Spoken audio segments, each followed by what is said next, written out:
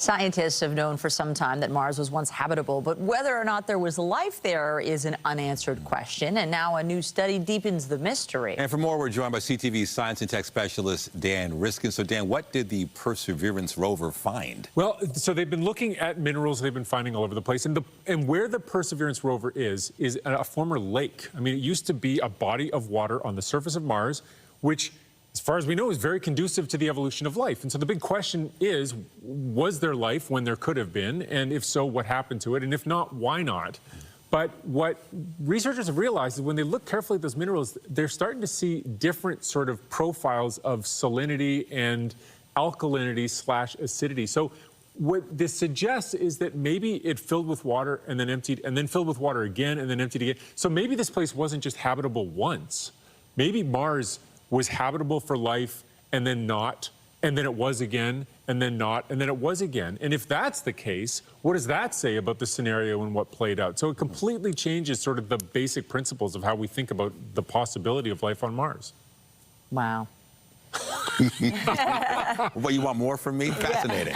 Yeah, it's pretty cool, isn't it? I mean, it's one of these basic things, and you'd love to be able to travel back in time, but these tools that are on these rovers are sort of the next best thing. They sort of look at those rocks and try to see what was there back in the day, and maybe one day we'll find evidence, and maybe it's just never there to be found.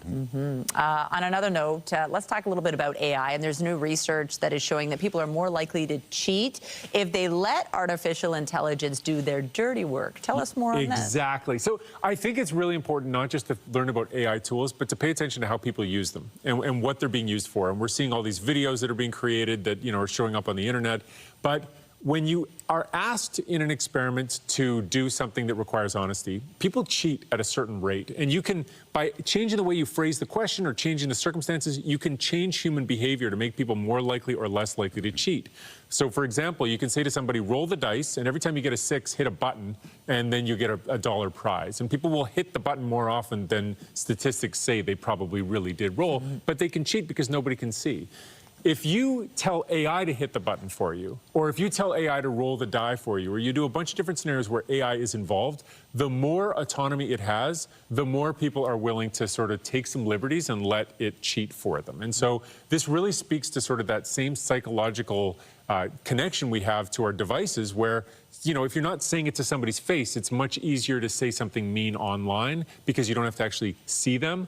Well, this is showing sort of the next level of that. If you're letting AI do the unscrupulous thing, it doesn't feel like you're really doing it, and so those natural instincts to be a good person aren't as loud as they would otherwise be. Wow. Well, this next story has a bit of a connection to your phone. If you want a big career epiphany, it's best to not stare out the window, or it's better to stare out the window than to scroll on your phone. Yeah, exactly. Yeah. So when you're on your phone, you're letting the internet be creative for you, and you're seeing all the creativity other people have. But there is a value in being bored, right? And this comes up over and over and over. And as parents, all three of us, we've talked about this many times, the value of putting your kids in a situation where they're just bored and they just have to look out the window in the car ride or whatever it is. This speaks to that. When they look at when people had career epiphanies, those moments where they suddenly realize, I don't want to work in this career anymore, I want to completely change, I want to go back to school, or I want to apply for a totally different industry, that most likely happens during daydreaming. And you can't daydream if you're on your phone. And so this is just another reminder that when you've got spare time, sometimes just staring there and looking like an idiot is the best thing you can possibly do. That was me earlier. Yeah. Right. Exactly. It's nice being alone in your thoughts. Yeah, it's great to hear the science backs that up. Yeah, it does. CTV science and tech specialist Dan Riskin, all the best. Thanks for popping in. Thank you so much.